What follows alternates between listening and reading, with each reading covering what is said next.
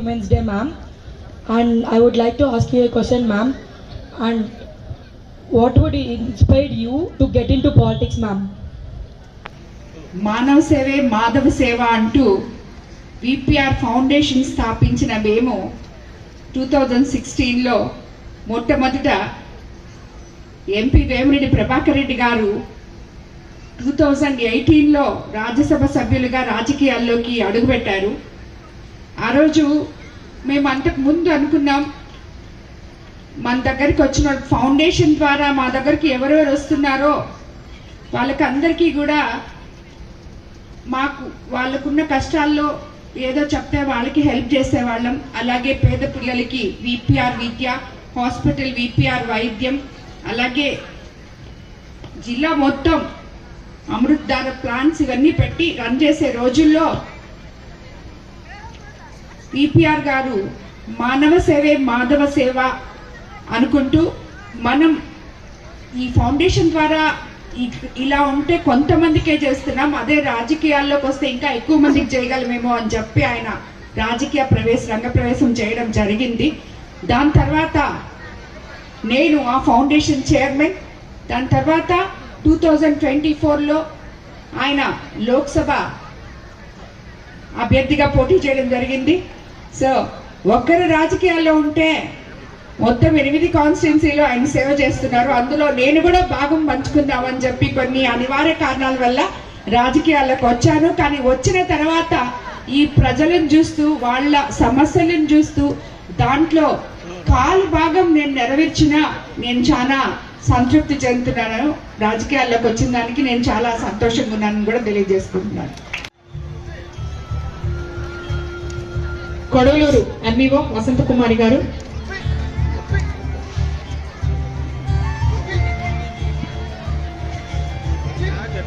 And అలాగే Kovur MEO Chenchulakshmi గారు.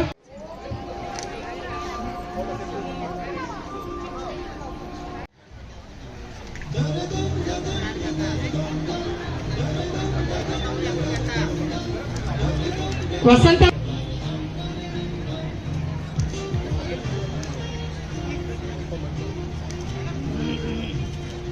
International and national players A Nadiya గారు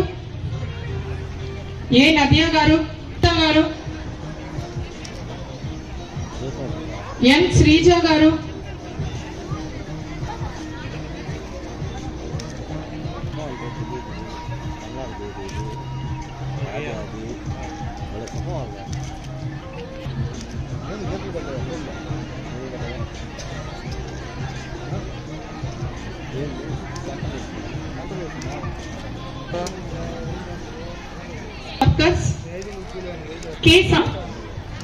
కె సరోజ గారు, ఏ స్నేహ గారు, వై హిమజ కుమారి, రమా గారు, కె సీనమ్మ గారు, డి ఉమా గారు, కన్యా గారు,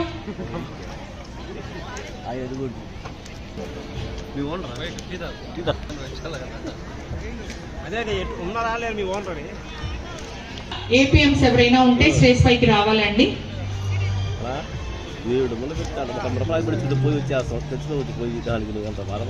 Hi ma'am, I am Shalini.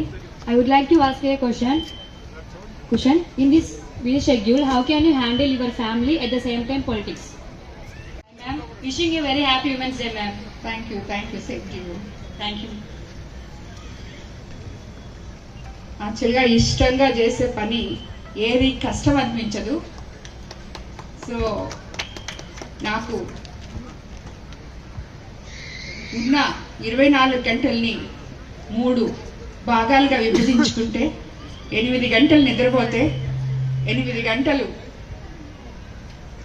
నా కాన్స్టిట్యున్సీకి, రాజకీయానికి, అలాగే నా దగ్గరకు వచ్చే ప్రజలకి వాళ్ళ బాధలు చూడడానికి, కనుక్కోవడానికి, అలాగా వాళ్ళకి ఏమైనా ఉంటే వాళ్ళ సమస్యల్ని సాల్వ్ చేయడానికి మరో 8 గంటల్లో ఈ 8 గంటల్లో విన్న సమస్యల్ని 4 గంటలు సాల్వ్ చేస్తాను. ఇంకో 4 గంటలు నా ఫ్యామిలీతో గడుపుతాను. సో ఏ పనైనా మనం చేయగలం. మహిళ అంటే ఒక శక్తి, ఒక్క పనితో మనకి సరిపోదు, ఎన్నో పనులు చేస్తున్నాం. అలాగే దీన్ని కూడా మనం ఏది మనం ఇష్టం ఉంటే అది కష్టమైనా కానీ ఇష్టంగానే చేస్తాం. సో ఇదంతా కూడా ఇలాగ నేను బ్యాలెన్స్ చేసుకోగలుగుతానని చెప్తున్నాను. వచ్చినాక 20 నెలల్లోనే ఎన్నో ఉన్నత శిఖరాలు అధిరోహించారు మన మహిళా మూర్తులు. ఎందుకంటే ఏ రకంగా అంటే మనం ఎప్పుడో కూడా తెలుగుదేశం ప్రభుత్వంలోనే ఇంతకు ముందు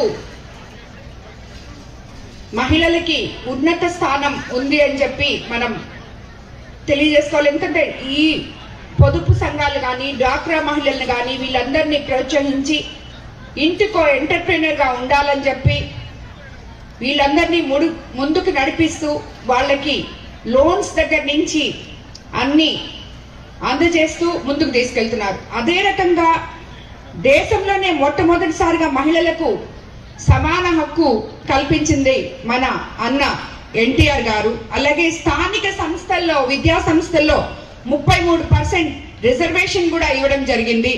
అలాగే మన P4 పథకం ద్వారా ముఖ్యంగా ఇప్పుడు 10 లక్షల బంగారు కుటుంబాలకు 50,000 నుండి 2 లక్షల వరకు లబ్ధి చేకూరుతుంది. దీనివల్ల ఎంతో మంది మహిళలు లబ్ధి పొందుతున్నారని చెప్పి కూడా తెలియజేసుకున్నాం. ఈరోజు డ్వాక్రా రుణ పరిమితి 2 లక్షల నుంచి 5 లక్షల రూపాయల వరకు పెంచడం జరిగింది. ఎస్సీ ఎస్టీ మరియు డ్వాక్రా మహిళలకు కూడా 5 లక్షల వరకు వడ్డీ లేని రుణం మంజూరు చేశారు. అన్నిటికన్నా ముఖ్యంగా మన ఇక్కడ ఎంతో మంది తల్లులు ఉన్నారు. తల్లికి వందనం అనే పథకం మన ప్రభుత్వం ఎంతమంది పిల్లలుంటే అంతమంది పిల్లలకి ఇవ్వడం జరిగింది. 67 కోట్ల రూపాయలు, వేల కోట్ల రూపాయలు మీ అకౌంట్లలో వేయడం జరిగింది. ఎందుకంటే ఇది వరకు మనం అంతా ఒకరిద్దరు పిల్లలుంటే ఒక బిడ్డను చదివించుకొని ఇంకో బిడ్డను చదివించుకోలేని పరిస్థితులు ఉన్నాయి. ఈరోజు ఎంతమంది పిల్లలుంటే అంతమంది పిల్లల్ని మనం చదివించుకోగలుగుతున్నాం. అలాగే ఉచిత బస్ ప్రయాణం ద్వారా ఆల్రెడీ 43 కోట్ల మంది ఉచితంగా ప్రయాణం చేస్తున్నారు. ఇది మీకు అందరికీ తెలిసే ఉండాలి. అలాగే ఉచిత గ్యాస్ సిలిండర్లు కూడా 3 కోట్లు పంపిణీ చేయడం జరిగింది. ఇప్పటికే 3 లక్షల గృహాలు మహిళలకు ఇవ్వడం జరిగింది. రాబోయే రోజుల్లో ఇంకో 1 లక్ష గృహాలు కూడా ఇవ్వబోతున్నాయి. ఇవన్నీ మచ్చుకు మాత్రమే. మన పార్టీ అధికారంలోకి వచ్చిన తర్వాత ముఖ్యమంత్రి చంద్రబాబు నాయుడు గారు ఇచ్చిన వసతులు మహిళలకి. కానీ వీటన్నిటికన్నా ముఖ్యంగా మహిళల పట్ల మన ప్రభుత్వానికి ఉన్న గౌరవం, నిబద్ధత మీరందరూ చూసే ఉన్నారు. ఆల్రెడీ ప్రతి ఒక్కరికి కూడా చెప్పున్నారు, ఆడబిడ్డ మీద చెయ్యి వేస్తే అదే ఆఖరి రోజు అవుతుంది అని చెప్పి సమాజానికి చేసిన రోజు ఈ సమాజంలో ప్రతి తల్లి తన బిడ్డల గురించి ఆలోచించిన రోజు ఈ సమాజంలో నేరస్తులు అనే వాళ్ళు లేకుండా పోతారని నేను అనుకుంటుంటాను. కాబట్టి ప్రతి ఒక్కరికి నేను చెప్పేది ఏంటంటే ఎవరు కూడా ఏ పని చేయాలన్నా మహిళ అంటే ఒక శక్తి అని మనం ఊరికే చెప్పుకోవడం కాదు, ఆడవాళ్ళ మనకి హక్కులు ఉన్నాయని చెప్పుకోవడం కాదు.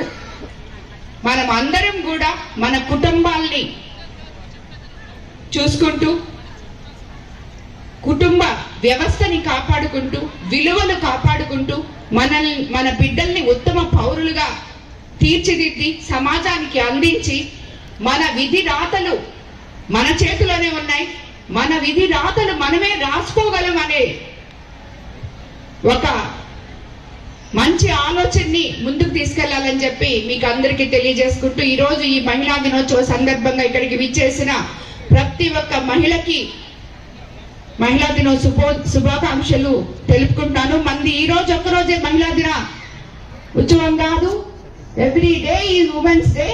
మనం లేకుండా ఏమీ జరగదు. నిద్ర లేసి ప్రతిరోజు మన రోజే ప్రతి కుటుంబంలో. కాబట్టి మీరందరూ కూడా మీ పిల్లలకి ధైర్యం ఇచ్చి వాళ్ళని మంచి పౌరులుగా తీర్చిదిద్దాలని కోరుకుంటూ ఈరోజు ఈ మహిళా దినోత్సవ సందర్భంగా ఇక్కడ విపిఆర్ ఫౌండేషన్ తరఫున వేమిరెడ్డి ప్రభాకర్ రెడ్డి గారి సహకారంతో 100 మందికి కాన్స్టిట్యున్సీలో వాళ్ళ కాళ్ళ మీద వాళ్ళు నిలబడడానికి కుట్టు మిషన్లు అందివ్వడం జరిగింది. చంద్రబాబు నాయుడు గారి కోరిక ప్రతి ఇంటి నుంచి ఒక మహిళా ఎంటర్ప్రెన్యూర్ బయటికి రావాలి అని చెప్పి ఆయన కోరుకుంటున్నారు. అదేవిధంగా మన కోవూరు కాన్స్టిట్యున్సీలో మహిళలే కాదు యువత కూడా ఎంతో మంది ఉన్నారు. ఈ రోజు మనం కొడవలూరు మండలంలో ఎన్నో ఫ్యాక్టరీస్ రాబోతున్నాయి. నేను ఎలక్షన్ ముందు మీకు అందరికీ ఏదైతే మాట చెప్పానో ఆ మాట నిలబెట్టుకోగలిగినందుకు నిజంగా నాకు చాలా సంతోషంగా ఉంది. ఈ రోజు ఇక్కడ కొడవలూరు మండలంలో ఎన్నో రాబోయే రోజుల్లో ఫ్యాక్టరీస్ రాబోతున్నాయి. అందరికీ ఉద్యోగ అవకాశాలు కూడా వస్తాయి. కాబట్టి మీరందరికీ కూడా ఈ రోజు ఇక్కడ సమావేశమైనందుకు అందరికీ ధన్యవాదాలు తెలియజేసుకుంటూ మరోసారి హ్యాపీ ఉమెన్స్ డే.